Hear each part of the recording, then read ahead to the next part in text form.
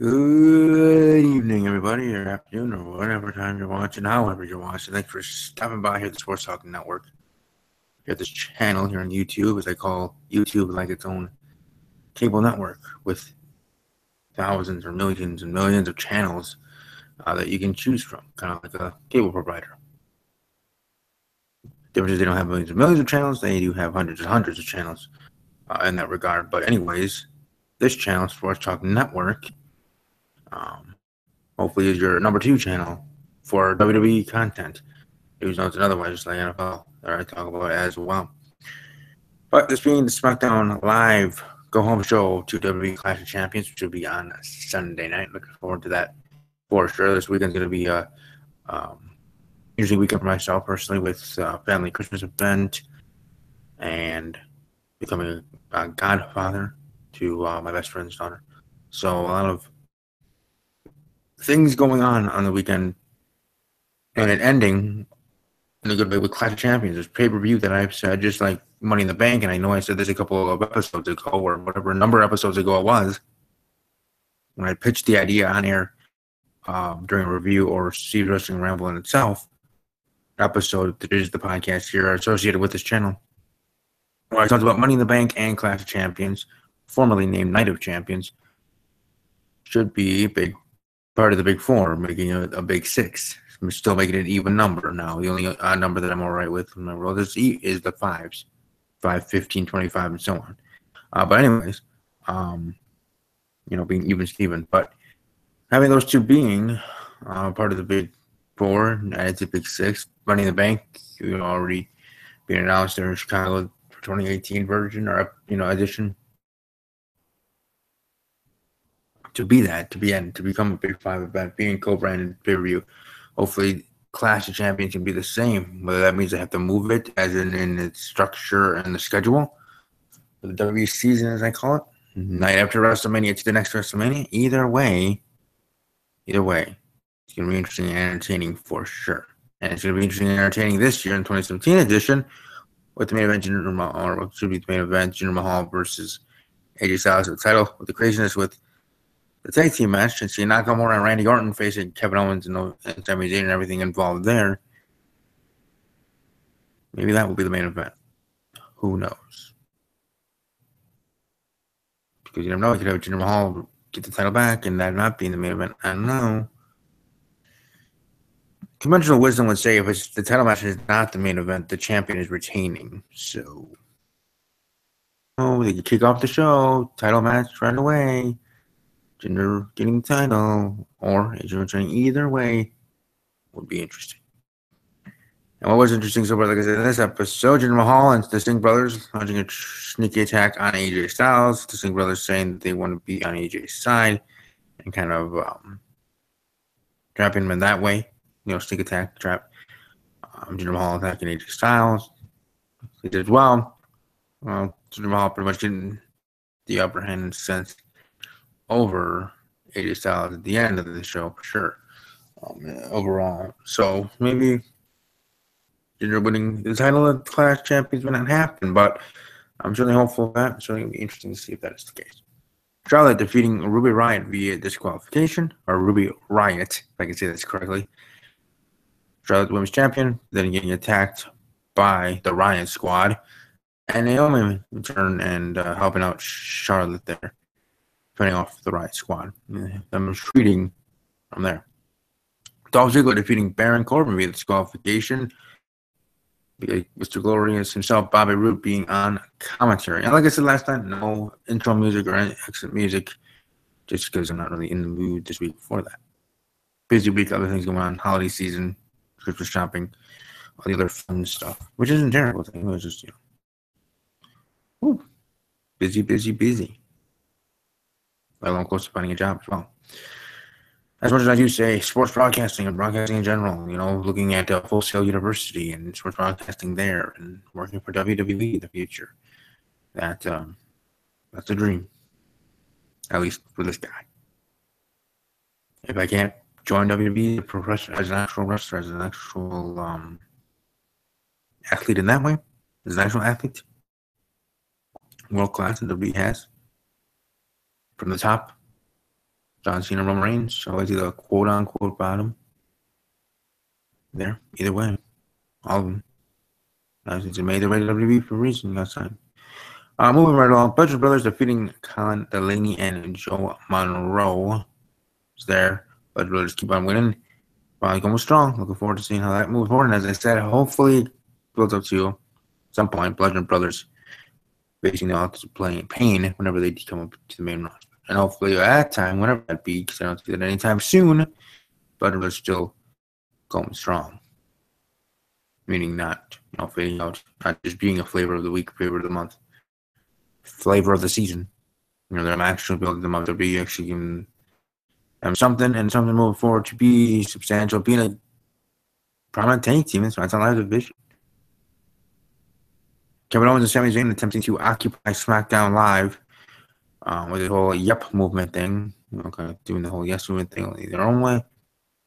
It was what it was. And when it was what it was, getting to the point of Daniel Bryan saying that he's going to be the second referee for this match. Of Shane McMahon, who's, I guess, as of right now, against Owens and Zayn, wanted to fire them the last 2 weeks.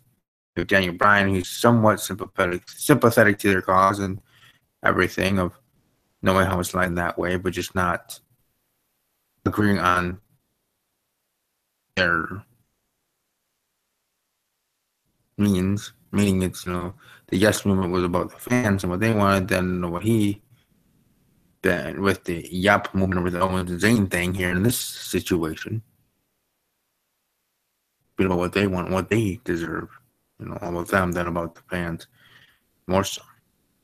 So that was interesting in its own right, but you still see Daniel Bryan being on the side of Owens and Zayn, and Shane McMahon being on the side of Randy Orton, Shinsuke Nakamura, more so on the side of firing Zayn and Owens from SmackDown Live, let alone WWE, at least in storyline aspects. Not in reality, because in reality they're still going to be in WWE for years to come, for sure, because if they were going to get reprimanded for what they did, the tour that got kicked off of, that would have happened then. WWE doesn't mess around and do not punishments because they don't want to deal with it and talk about it so much online on whatever and have people wondering and doing and making up their own ideas.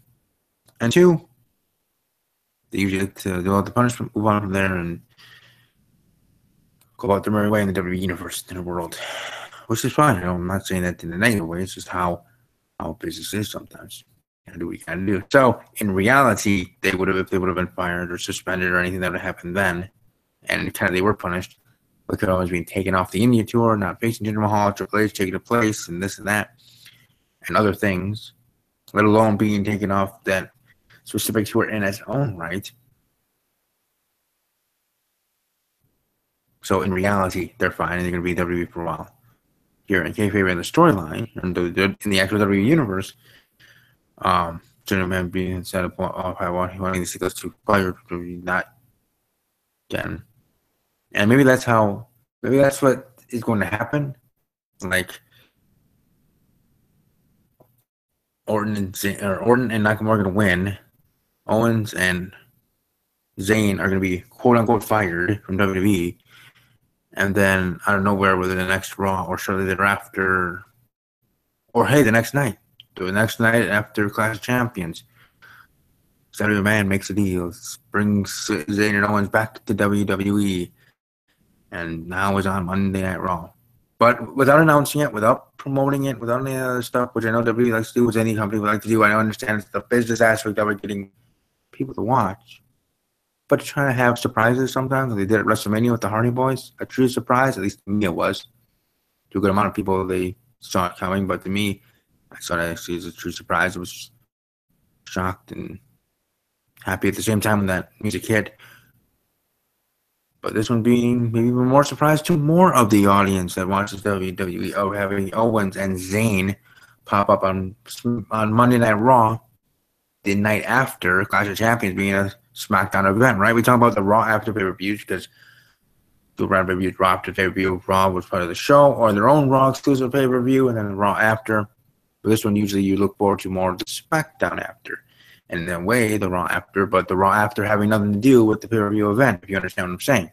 Because it's a SmackDown Live pay-per-view, Clash of Champions, the Raw after Clash of Champions is not a after pay-per-view Raw show, because Raw was not part of the pay-per-view event like it would be Survivor Series. The Raw after Survivor Series was something, because Monday Night Raw, as a being co-branded pay-per-view, Survivor Series is being part of the Big Five now. Part of the Big Five, and that's kind of interesting, or it's weird for me to say now, as much as I wanted that for Money in the Bank, just as much as, was it the Big 12 or something like that changed in college football in the reshuffling of the conferences. Point being is, back here, Big Five. So the Raw after Clash of Champions would just continue on. That Monday Night Raw is already on the road to Royal Rumble. Right, pulling that up. Brock Lesnar's going to be on the show. Going to find out who's going to actually face him. Will it be a triple threat? Will they have another one-on-one match with Kane and Braun? Have a number one contender? True number one contender? Or whatever. But then the other thing, the surprise thing, is Kevin Owens and Sami Zayn. And maybe if you have Kevin Owens and Sami Zayn being the surprise, have them be the surprise during the Brock Lesnar segment. Have them go out there. Now, it's they're a take team, but hey, they're trying to go up the title, make it even a bigger match at the Royal Rumble for the Universal Championship. Zayn getting his first ever shot at that title, of course, or ever, really, because he didn't get it last time he was on Raw, part of that. I think he was over to SmackDown Live, and then Owens, a former Universal Champion, actually getting his rematch finally. Even though that should have been a rematch against Goldberg, but just a rematch for his championship. Or what was his championship? I don't know. That would be an interesting way to write it. I wouldn't be surprised in that way. But moving right along, so I'm trying to look forward to seeing how that goes. And on Thursday, we'll have a prediction show for Clash of Champions on Steve's Wrestling Ramble. So look forward to that. Hope you all can be there and tell your friends.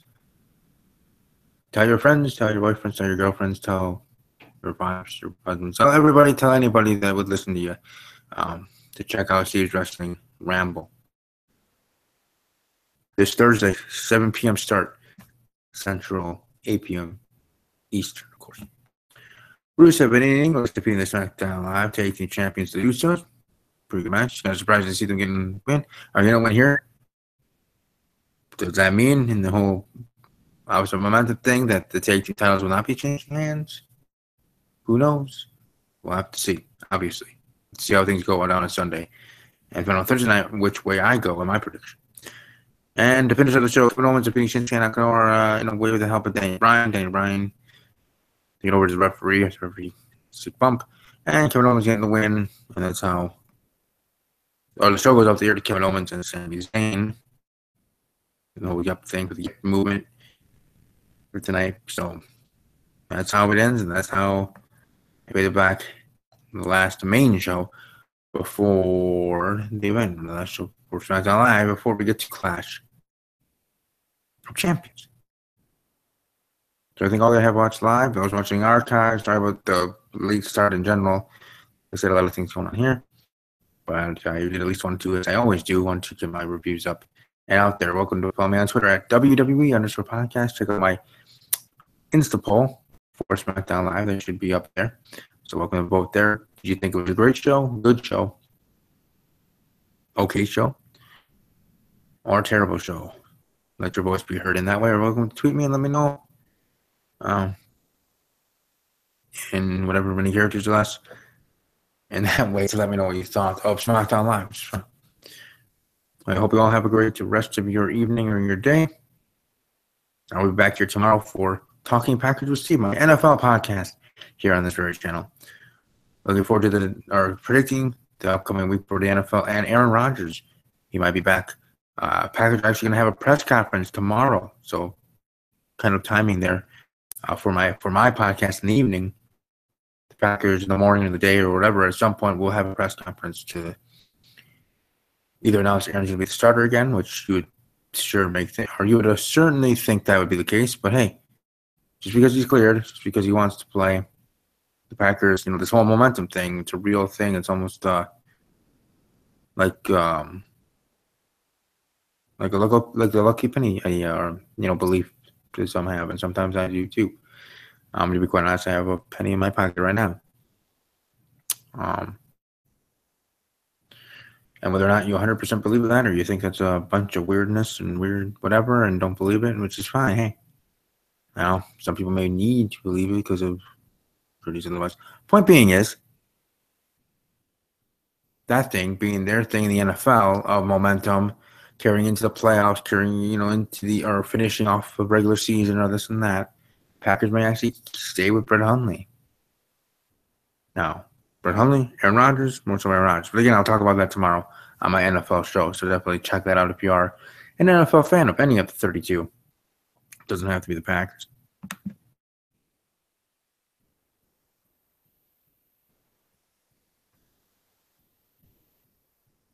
But as I said, I hope you all have a great rest of your day, evening, and otherwise, and above all else, as always, take care.